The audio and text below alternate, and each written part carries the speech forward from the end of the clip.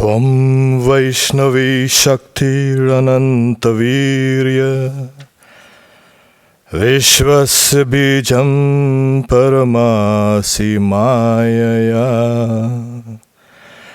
Sammohitam Devi Samastametad Tvam Vai Prasanna Bhuvimukti Hetur.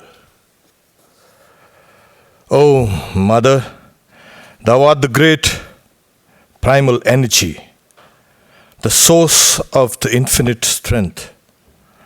Thou art the seed of the world. Thou art the divine Maya, illusion. Thou hast enchanted the whole universe, O Goddess Supreme, by Thy power of delusion. And yet, being propitious, Thou bestowest salvation upon people.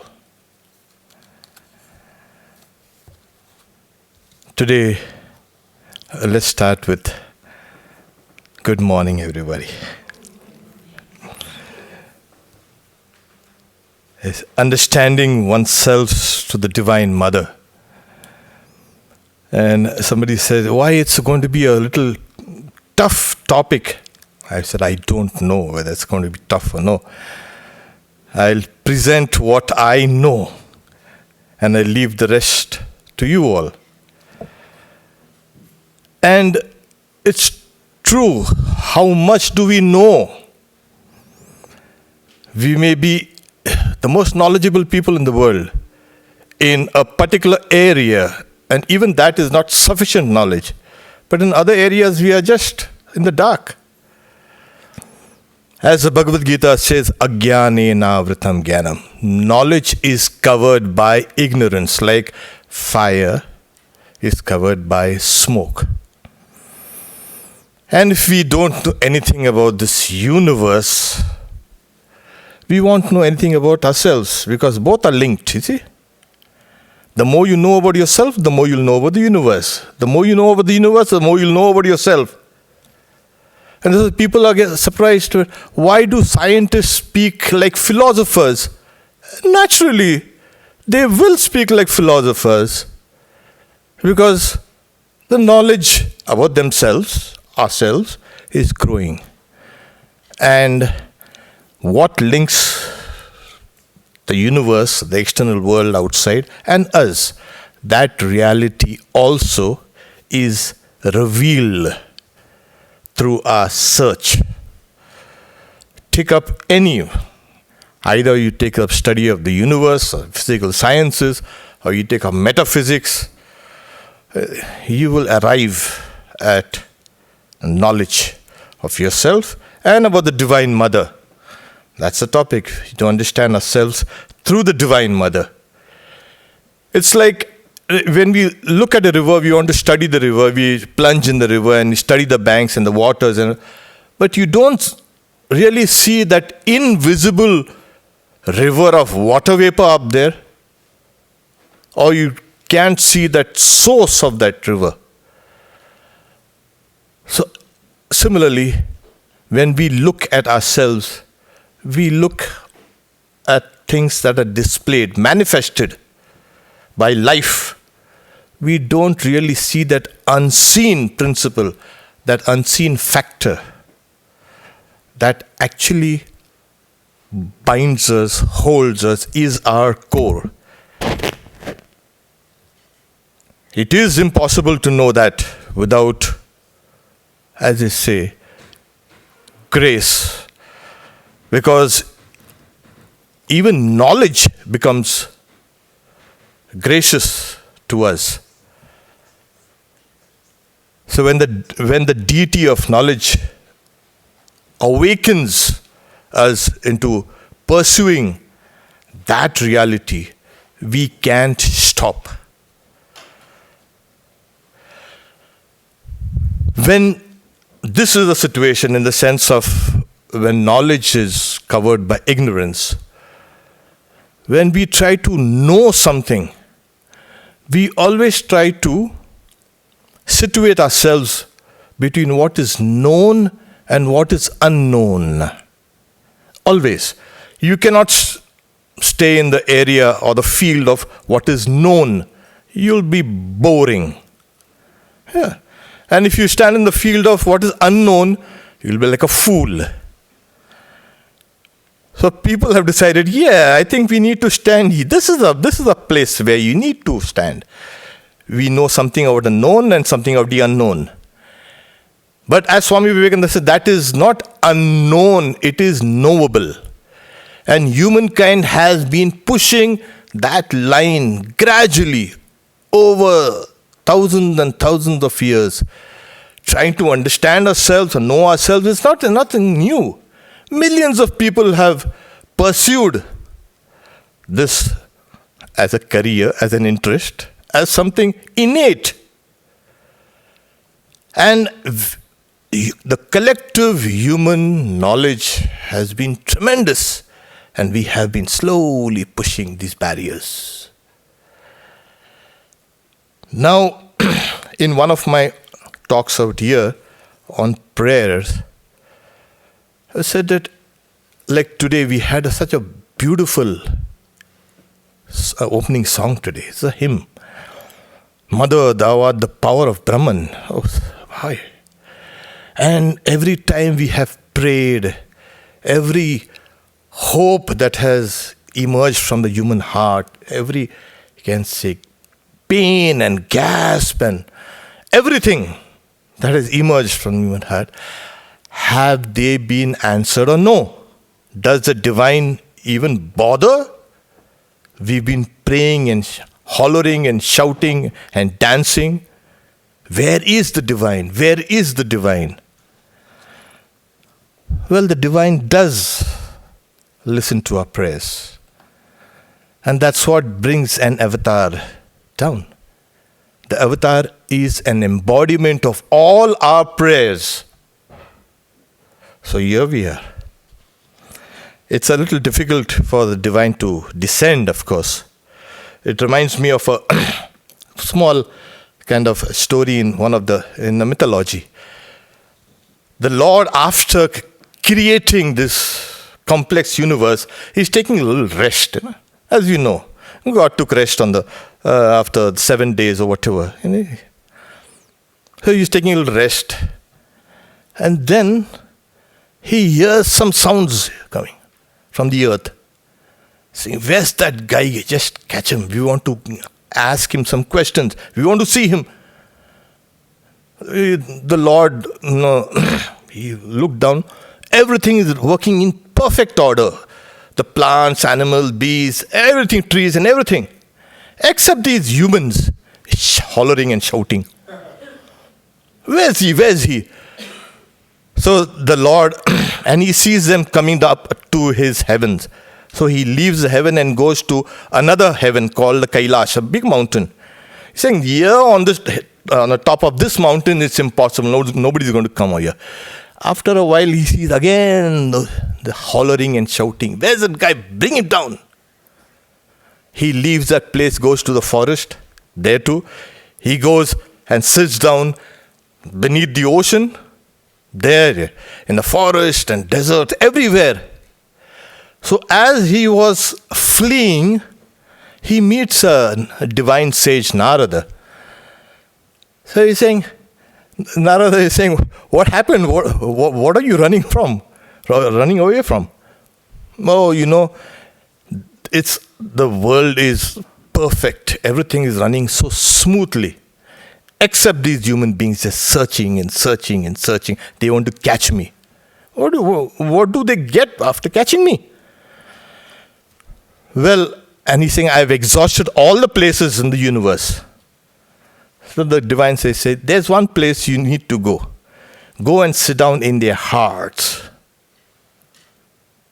And they won't be able to catch you. Ha! And that's what the Lord did. He went and entered into our hearts, and he's taking a nice nap out there, and we are all searching him. Where's he? Where's he? Where's he? So we have, that's a That's why in the Bhagavad Gita, Aham Atma Gudakesha Sarva Bhutasya. I as the self, and I am in a sleep mode in all beings. There. So we have been seeking and seeking and seeking. Where? So the avatar descends on this line between the known and the unknown. You see, we've been situating ourselves on this line between the known and the unknown. The avatar descends, taking the help of this. That is the descent. And avatar means descent, the descent of divine. Where? There it's. So let's call this line that runs through the whole universe, mostly in ourselves, in our minds, and in every atom and subatom that line runs through. We thought we knew the atom. We cannot say that now. We thought we knew our minds. We cannot say that. We thought we knew our brains. We can't say that. So this line runs through this, and to ourselves and to the universe, to every particle. And the avatar uses this line to descend down to us. So when we need to understand ourselves, we need to situate ourselves on that line. Besides, if you want to understand Divine Mother, you've got to stand out there and hold on to it. Well, we have in Holy Mother's life, we have Miss Grey. She was a British woman. She goes and asks, Mother, am I your daughter? The mother replied, Yes, you are my daughter. Dr. Haylock, there was another British officer there, a doctor, who had accompanied this Miss Grey. He asked, quote, How are we to understand that you are the mother of the universe? Unquote. Mother, as you have come here, you will be able to understand it. She never mentions in time. Something has drawn us to her. She draws her children to her. And as inner consciousness, as a witness of the inner consciousness, she molds. That's why in the Chandi it is said, Ya Devi Sarva Bhuteshu Chetanatya Pidhiyate. Oh, salutations, salutations, salutations to thee, O Mother. You reside in all beings as individual consciousness. It is this consciousness that is slowly being molded with the understanding of this reality called Mother. It's a tremendous, we can say. So, we have, when we close our eyes, what do we see? Do we see ourselves? Do we see as our reality? No. We see all the things that engage us. And the primary thing that engages us is food and sleep. Yes, more than 2/3 of your life is engaged. Is that you're running to fill your belly, which doesn't ever get full? You try to get to sleep, and you pop pills and pills and pills, and still you don't get sleep. There you are. More than half our life is engaged with this. And even food and sleep, they are very, very complex physiological processes. We don't really know, oh, I'm feeling hungry, I eat. No, you don't do that. If you really know the complex processes of you'll be shocked, and you'll be enlightened also, of course. The shocking enlightenment. And Mother says, Ya Devi Sarva Bhuteshu Kshuda rupena samsita, ya devi sarvabhuteshu nidra rupena. You have to now catch your mother in these things which have hooked you or engaged you or which you are attached. These are life processes. And mother is the life of your life. She manifests as hunger and thirst, of course, and sleep. So the Chandi says, salutations, salutations, salutations to thee, O mother. You are in all beings as hunger. You are in all beings as sleep. So now, we can get something tangible when we are trying to talk about this line between the known and unknown. Let's call it the mother line. The mother line running through all of us. But where do I dissect myself? You don't have to dissect yourself. You find out the things that engage you and hold on to that, and you try to see the mother in that. So there was a time when some devotees and some monks of the mother, they said, you see, oh mother, we are just keeping some undesirable people away. Mother had noticed some of the prostitutes that used to try to come to meet her, they were dissuaded. So mother, one day she got angry, annoyed rather, saying these people have none to call their own. They do not have any support. They will come to me, and if you do not like it, you can leave. Yes, she was very firm about it. We have these perceptions, wrong conceptions rather. One time Vivekananda, in his, kind of inspired mood, there was a plague ravaging the city of Calcutta. And he said, let's sell this piece of land which they had recently acquired after a lot of trouble. So let's sell this land. We are monks, we can live under the trees. There's no problem. And someone goes and complains to the Holy Mother there, saying, Mother, Vivekananda wants to sell this. Just tell him that land doesn't belong to him to sell. Besides, my children who will come later do not have that kind of strength or stamina to live like the traditional monks, live under the trees and beg for food. And when Vivekananda heard it, he saw his mistake. So, here also in the Chandi you say, Ya Devi Sarva Bhuteshu Bhranti Rupena Samsita. Salutations to thee, O mother.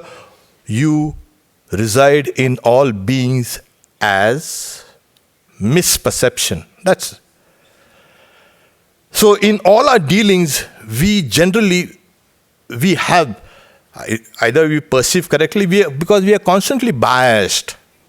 It's very difficult to get out of bias. Extremely difficult. We all say, oh yes, we are transparent and we don't have bias. No, we do.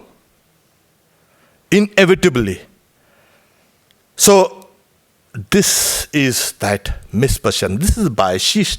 She dwells even in this. There was Umesh Babu, there was a devotee of her, disciple rather. He asked her, well, mother, we see that all these avatars, they see their shaktis, their powers depart earlier. That is, the female part of their powers, they depart earlier in previous incarnations. This time, it's kind of reverse. Sri Ramakrishna has left and you are here. She says, my son, don't you know that the master used to see the divine mother in all beings? This time, he has left me behind in order to teach the motherhood of God to the world. This is what it is. This time, God is mother. I was seeing a small cartoon, a long bearded gentleman lying down on a couch, and a psychiatrist asking, when did you begin getting these repeated thoughts about being a woman? So even God now, they say, he's now believing it was a kind of a crude cartoon. But then, yes, God does not have any kind of gender out there. But this time the world needs this kind of just leaning towards the female gender.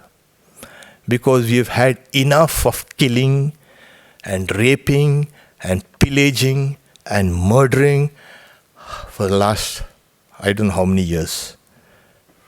The world needs sanity now. And we need to push this idea of God as female. That's the motherhood of God. That's going to bind people, folks together. We are one huge family. Yes, today all the sciences and everything is trying to show you that we are united on a very deeper level. The other day I was coming from San Francisco and I was watching people all reading, and I felt like a fool, Everybody is reading some book or the other and listening to something, and I'm just sitting like that doing nothing. Probably they say, where does this guy come from? Maybe he can't read.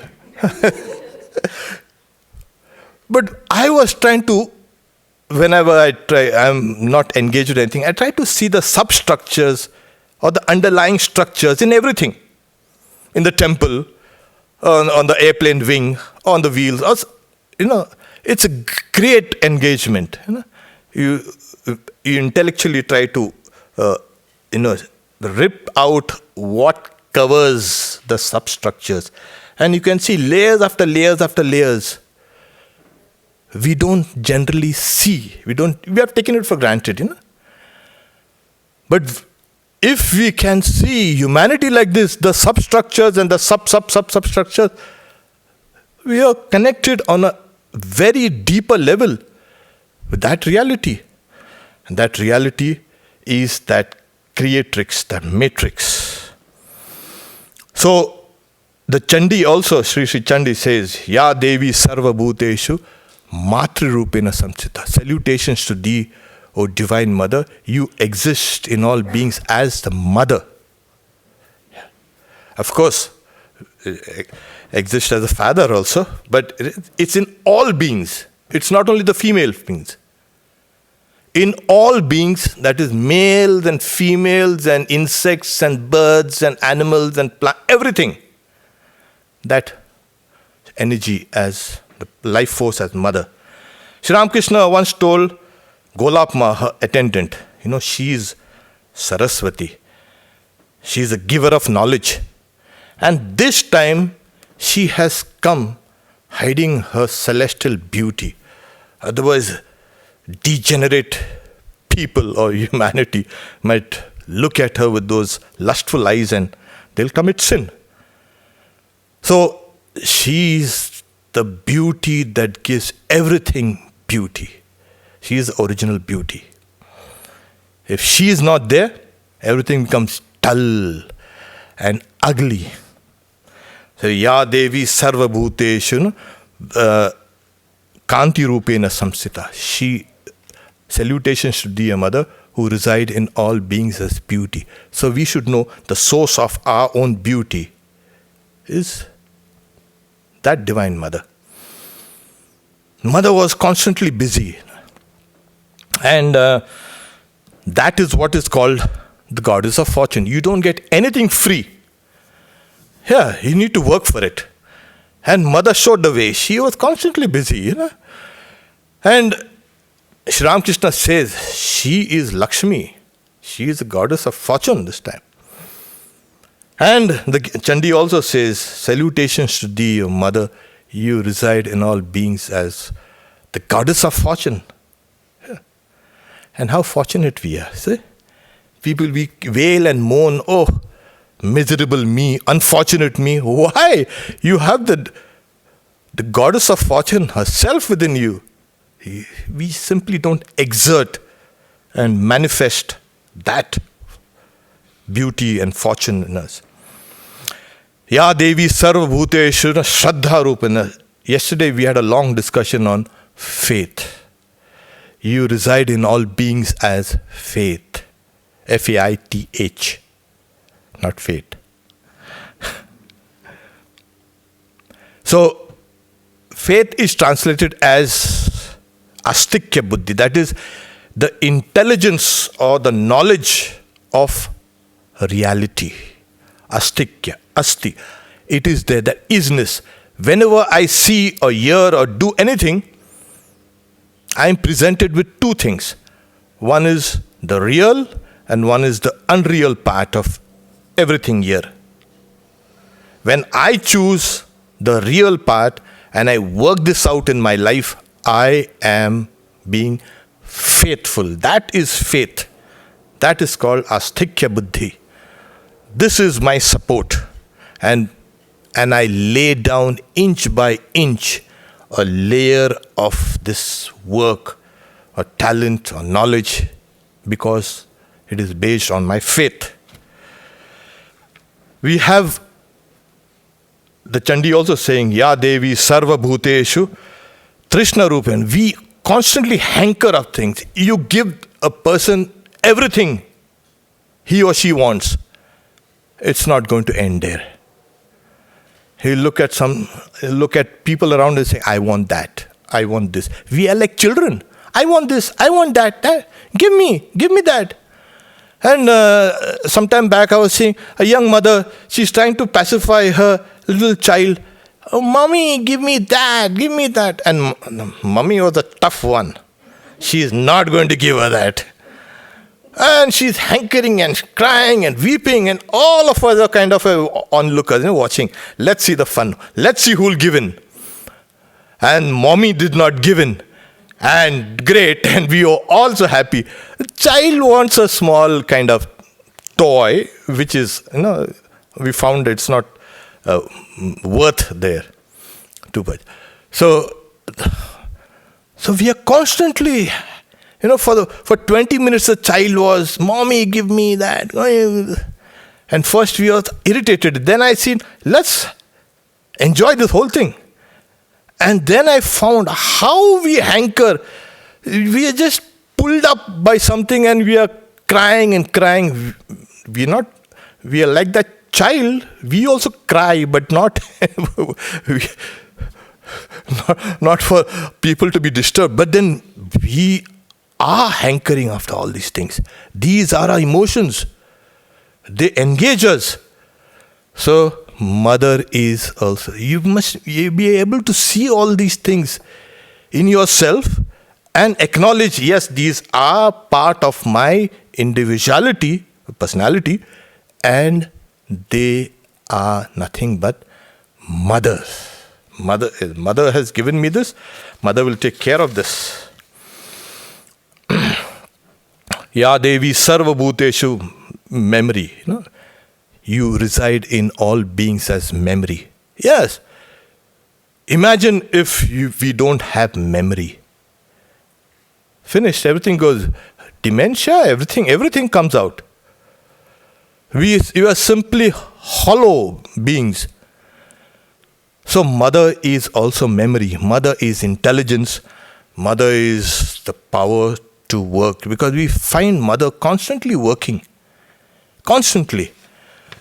There was one disciple who had read Vivekananda's works, and he was so inspired by Vivekananda. When he returned to India from America, he said, I want to be initiated by you. So Vivekananda said, okay, fine, that's all right. There's no you come over on a particular day.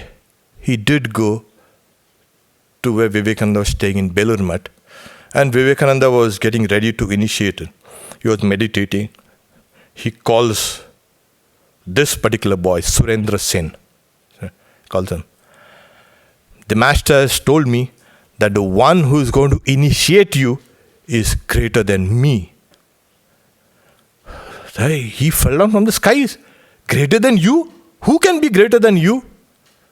You have shaken the world and you have come. Saying everything will happen at the right time, leave.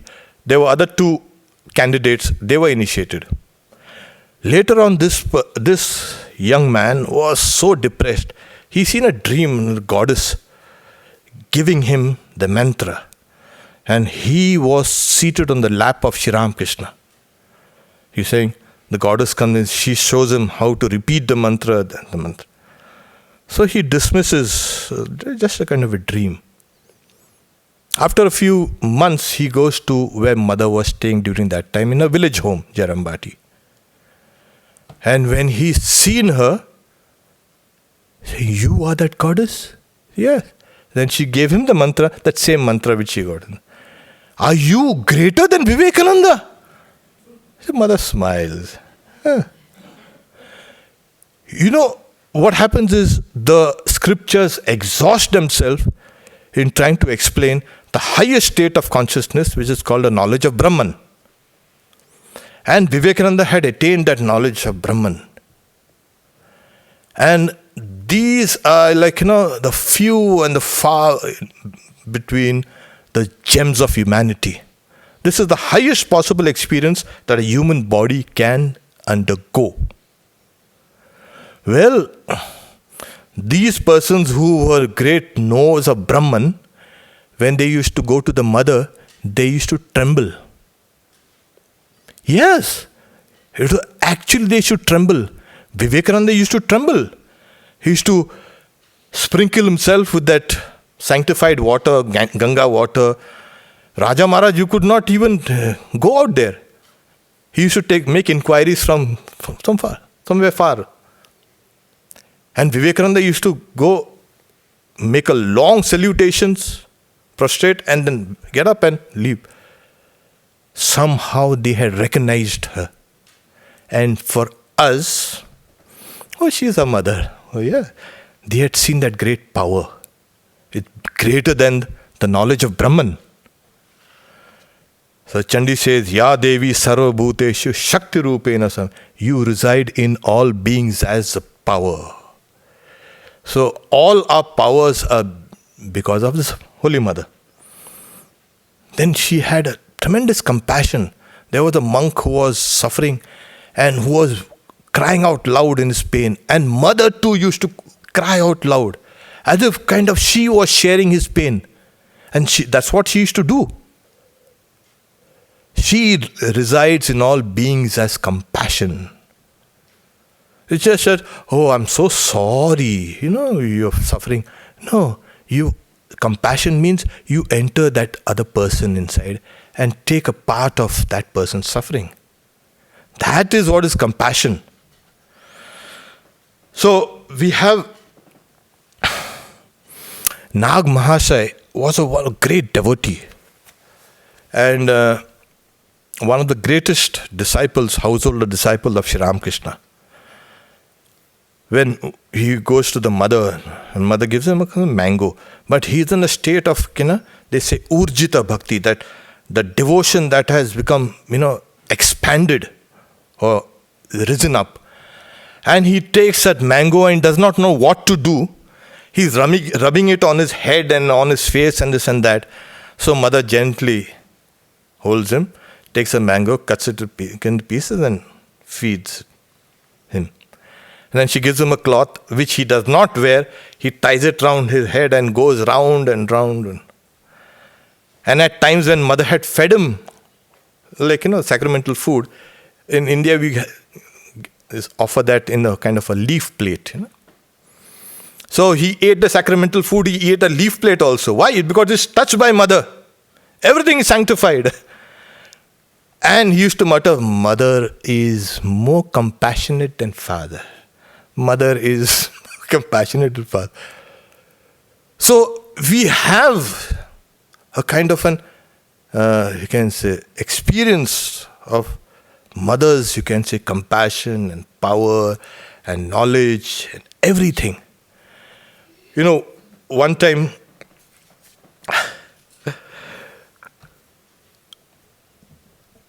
so even though we have we have to cut down a little on this time. Though we see all these things in us, everything that make our personality, if we have understood, okay, fine, this is what we are, and we need to seek the mother here within us. Why can't we do it immediately or after a few years of spiritual practice? No, we don't have the necessary strength to realize the mother within us running through all our emotions and physiology and everything and in the universe takes a lot of spiritual discipline. Extremely difficult. So, well, mother takes care of that also. One time, she performed the austerity of 5 fires. Now, this is the kind of 4 fires are kept in a kind of 4 corners of a square. Each square is each line is 7.5 feet.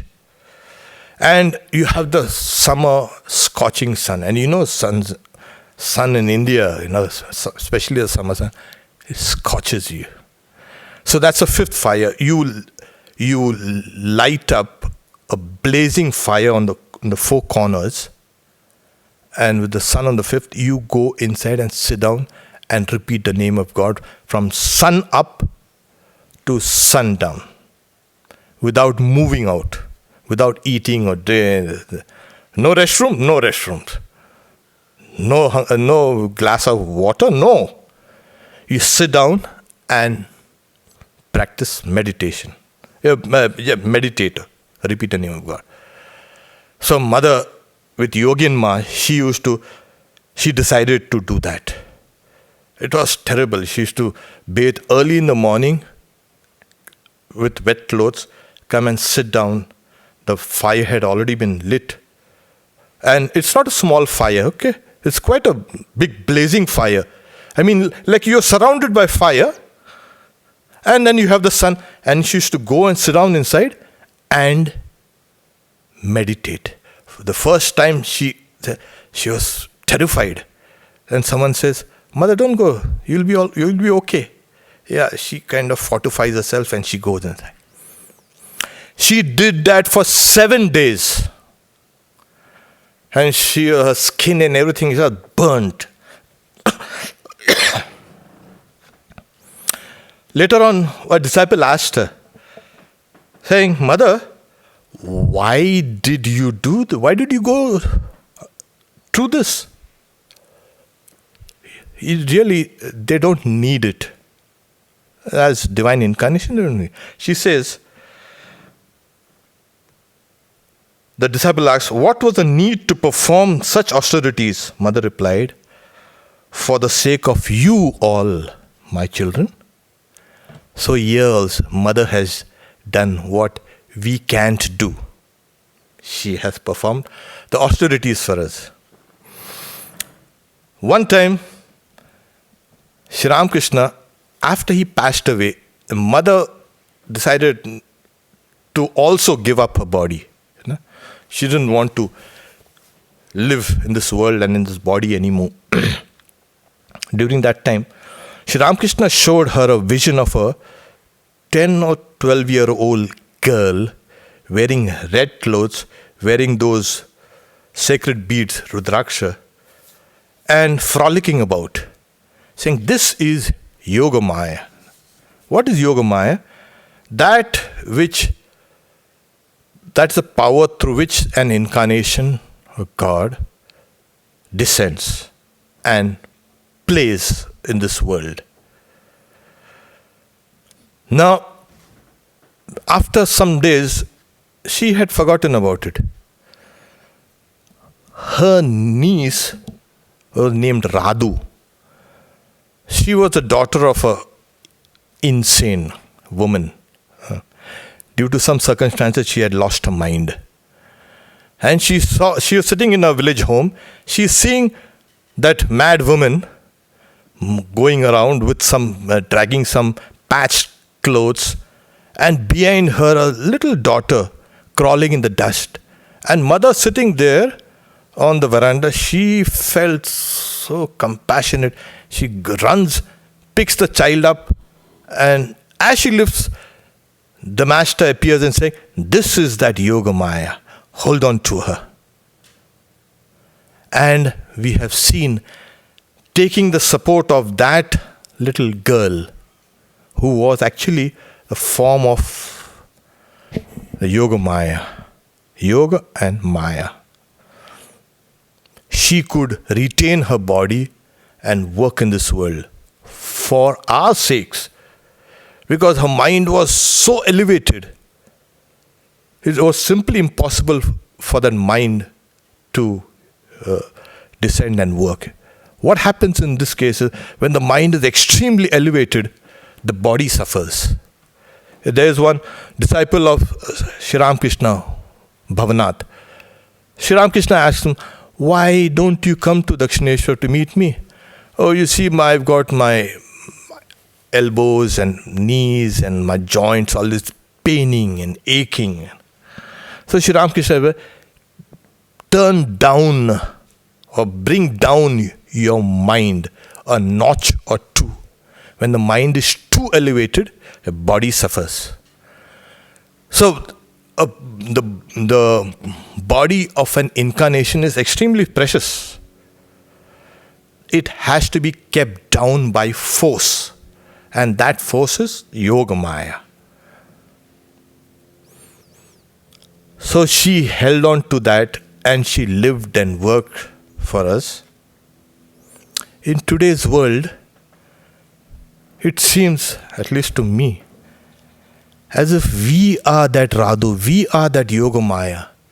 She is so attached to us, like she was attached to Radhu, that Yoga Maya, that form that brings the mother's mind down and holds it for the good of the world. Even we are forms of that Yoga Maya. We are forms of that Radhu. And we have brought the mother down and held her down in our midst. There are thousands and thousands of instances where mother's presence, mother's grace is felt directly. She's here in our midst. One time, a disciple who had contracted tuberculosis, he wrote to us saying, "Mother, I want to see you during my last hours."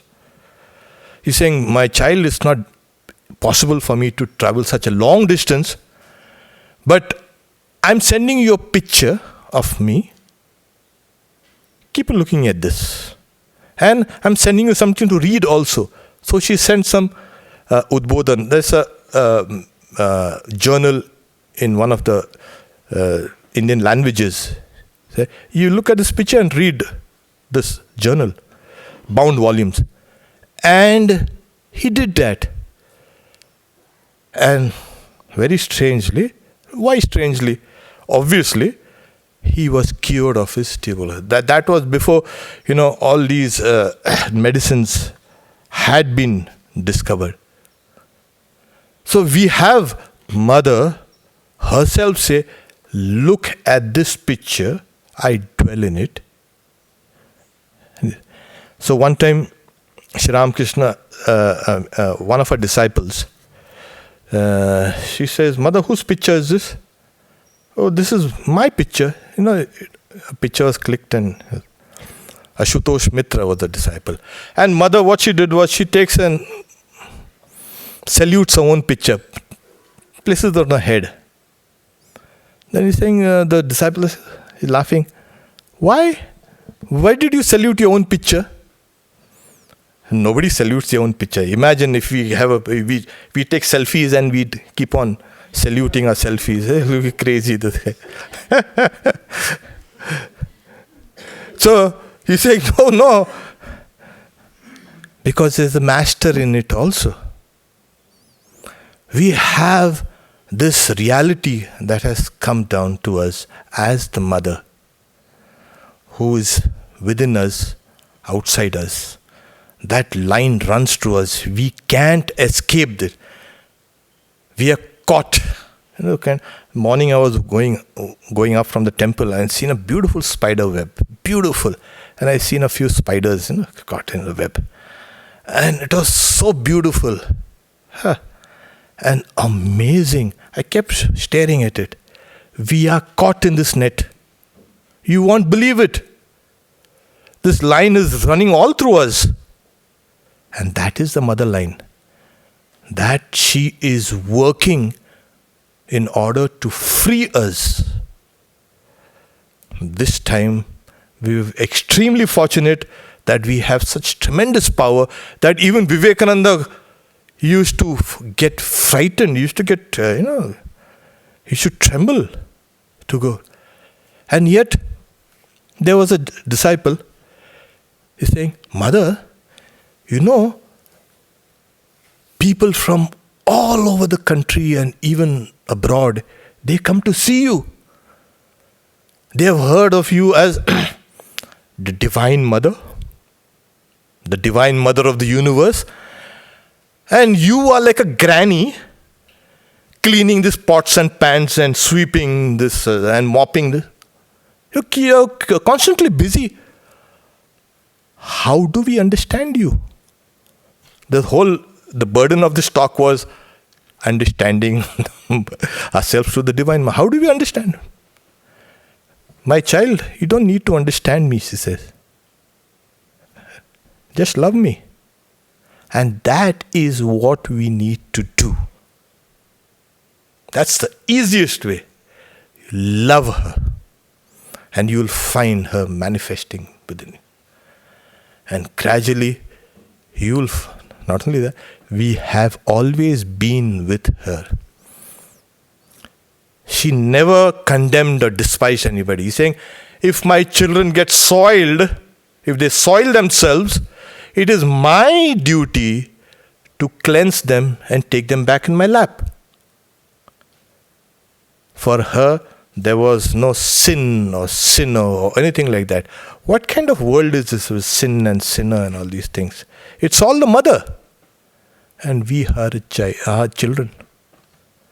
Once we can understand it, she is here, she is there, then we can see her face everywhere. Om Shanti Shanti Shanti Harihi Om Tat Sat.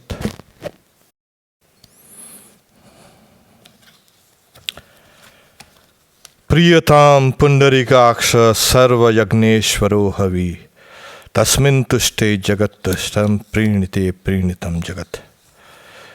May the Lord Hari, the destroyer of sins, the presiding deity of all sacrifices, be satisfied. For the Lord being pleased, the whole universe becomes pleased. The Lord being satisfied, the whole universe feels satisfied. Om Shanti Shanti Shanti.